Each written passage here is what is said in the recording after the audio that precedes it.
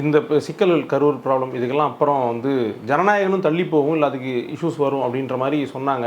But team ஒரு பக்கம் work பண்ணிகிட்டே இருக்காங்க அண்ட் ஃபேன்ஸும் அதுக்கு தயாராகிட்டாங்க போல தெரியுது சார். ஆனால் ஜனநாயகனுக்கு இல்லை, நான் வந்து ஜனநாயகன் படம் தள்ளி போகிறதுக்கு பல காரணங்கள் இருந்துச்சு. பட் இப்போ வந்து அந்த படத்தினுடைய தமிழ்நாடு தியேட்டர்கள் ராகுல் வாங்கிட்டார். இதுக்கு முன்னாடி அது யாருக்குமே கொடுக்காம அது எப்படி கொடுக்கறது என்னங்கிற மாதிரி ஒரு மாதிரி டவுட்லேயே இருந்தாங்க. பிரித்து விற்கிறதா அல்லது மொத்தமாக ஒருத்தர்கிட்ட கொடுக்கறதா, வர்றவர் கரெக்டாக ரிலீஸ் பண்ணுவாரா.